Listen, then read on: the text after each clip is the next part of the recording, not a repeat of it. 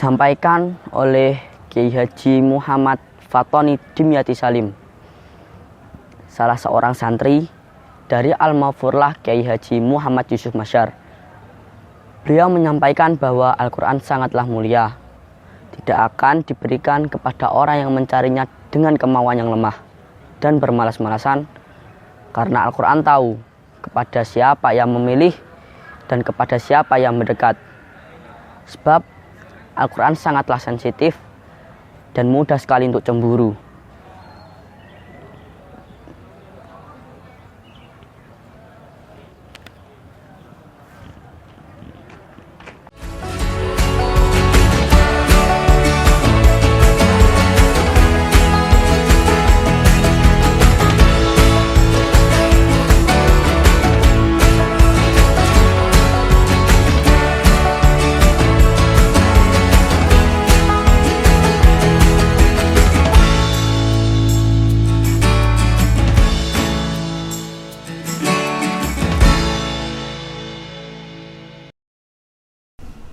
Assalamualaikum warahmatullahi wabarakatuh.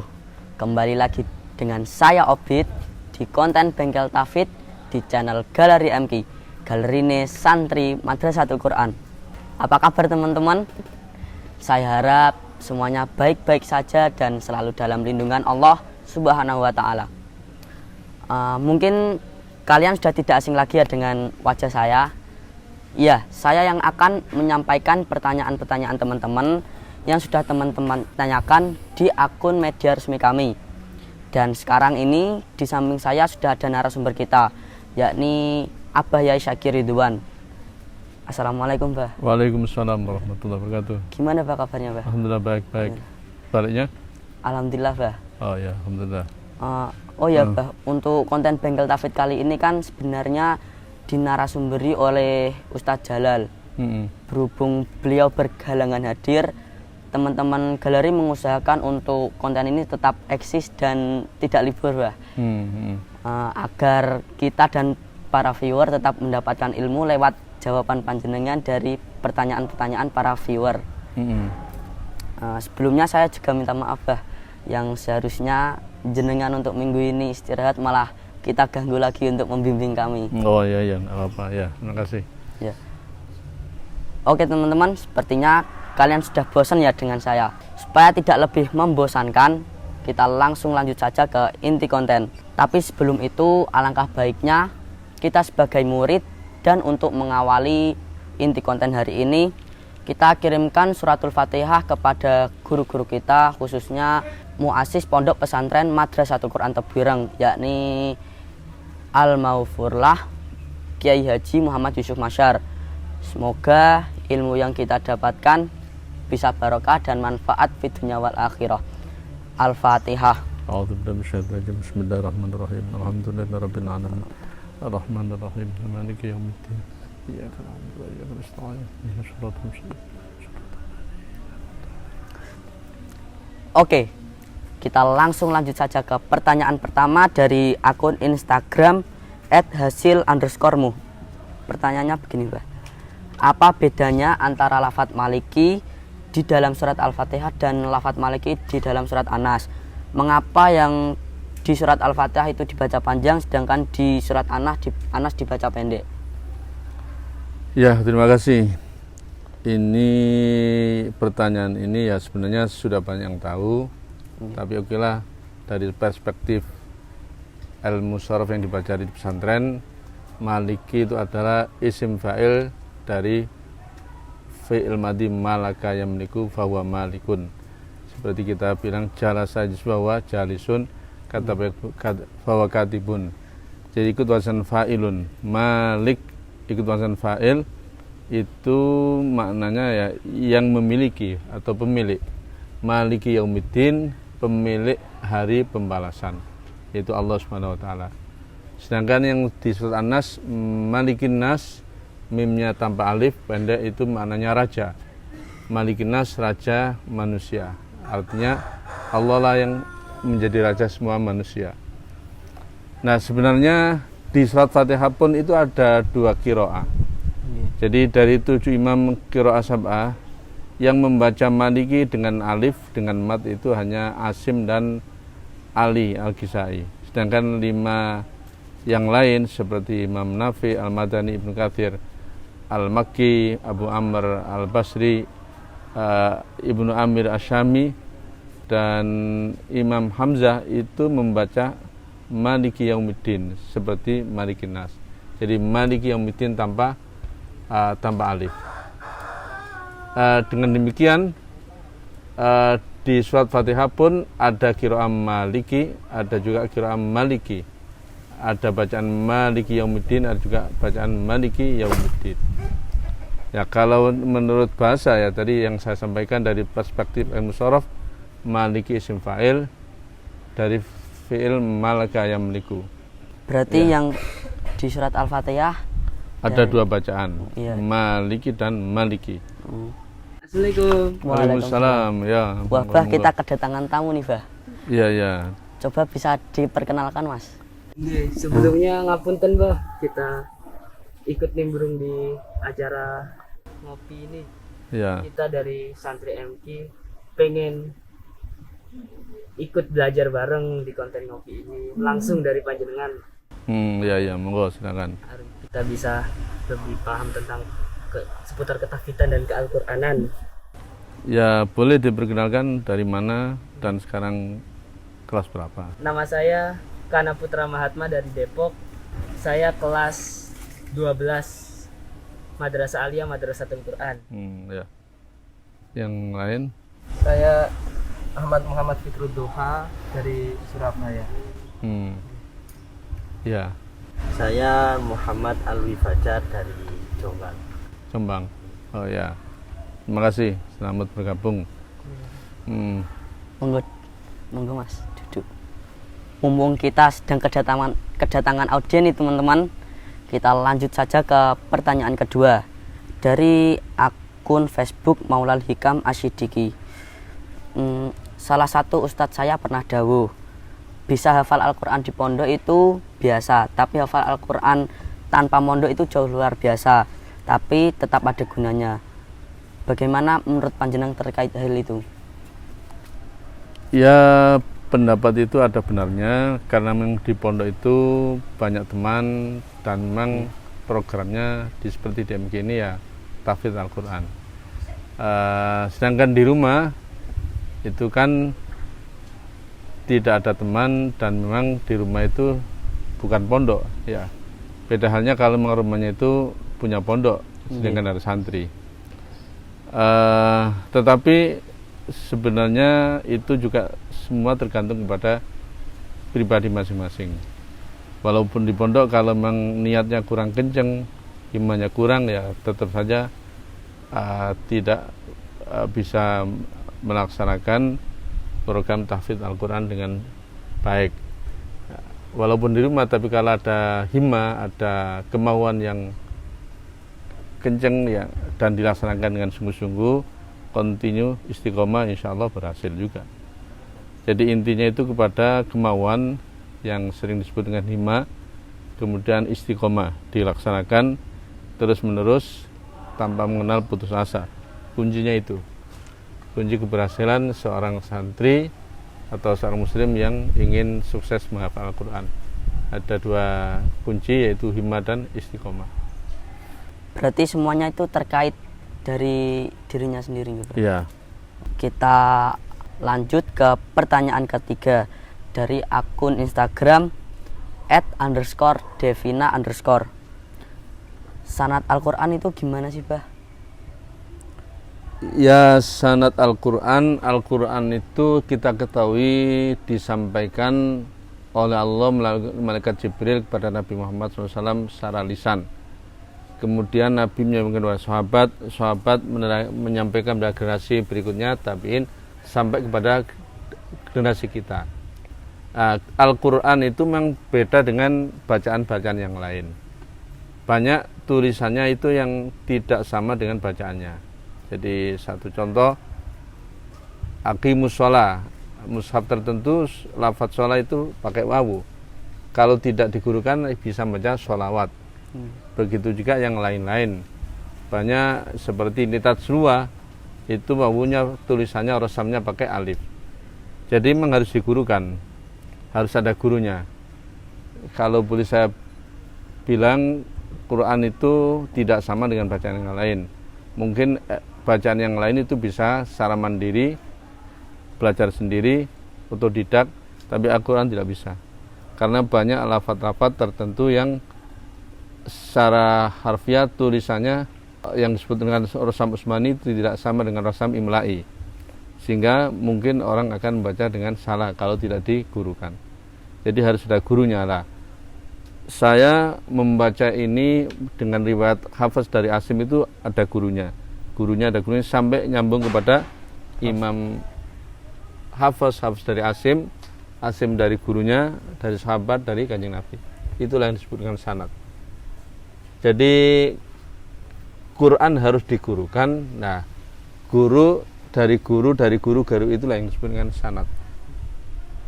Jadi semua para penghafal Al-Quran itu harus ada sanadnya. Nah, cuman permasalahannya kadang-kadang sanad itu tertulis atau tidak tertulis. Kadang-kadang ada guru yang pasti dia punya guru, cuman giliran punya santri dan khatam tidak diberikan sanad kepadanya. Ya seperti di Jawa ini ada Kiai di Setayu, Kiai Munawar itu konon tidak memberikan sanad. Tapi kalau Kiai yang di Kerap ya, Kiai Munawir itu memberikan sanad kepada santri-santrinya.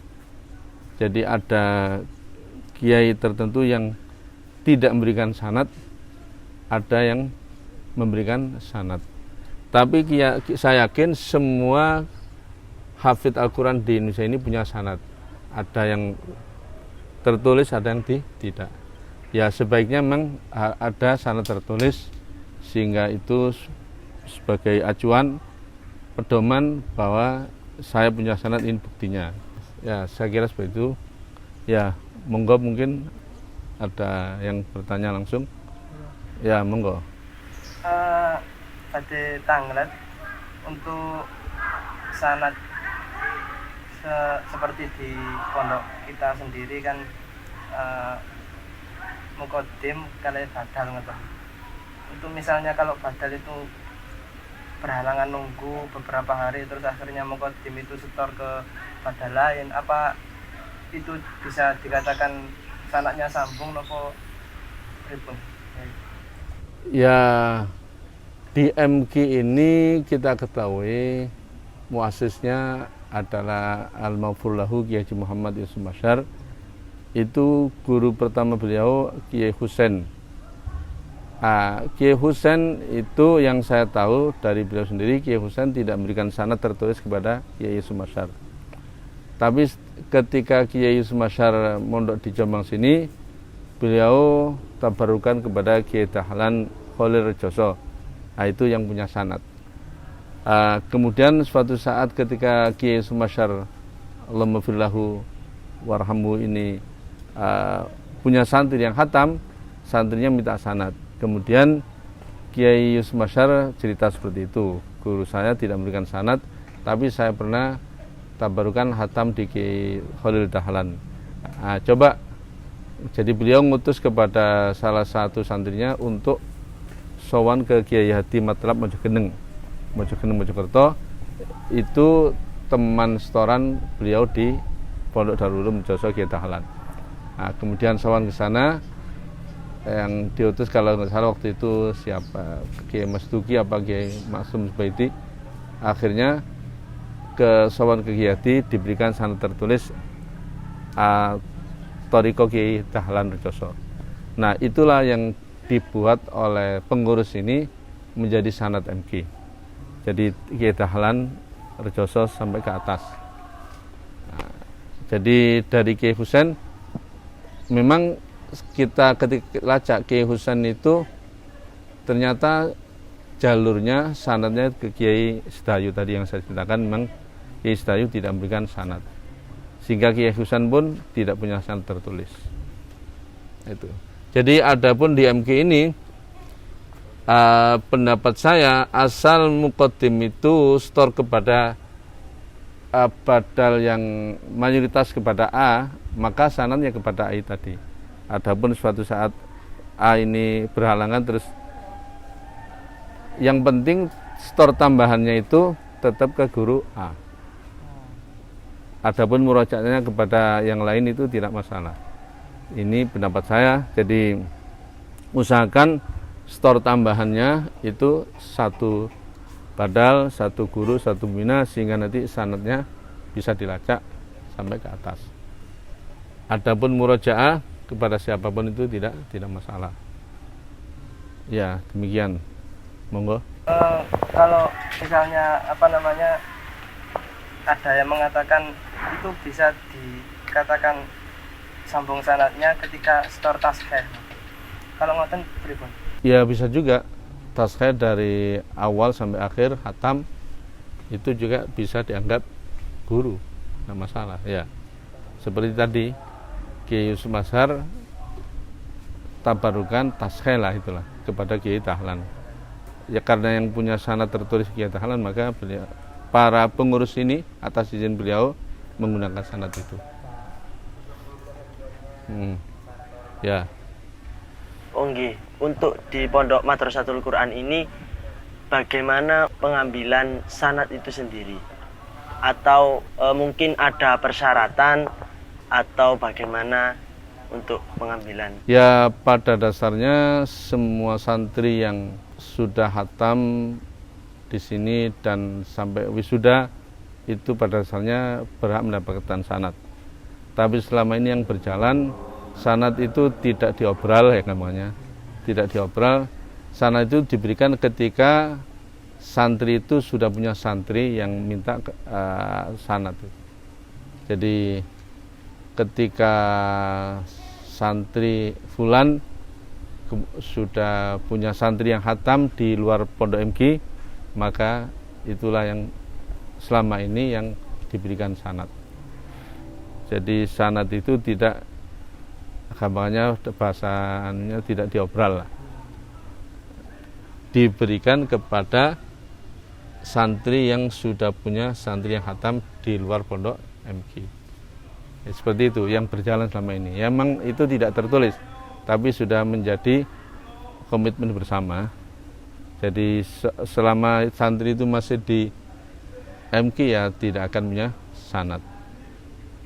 Ya seperti saya, ya sanadnya ya sanad MG. Artinya saya sampai sekarang belum menulis sanad saya dari guru. Nah, jadi ya sanad MG yaitu Kiai Sumasyar, Kiai Dahlan terus ke atas.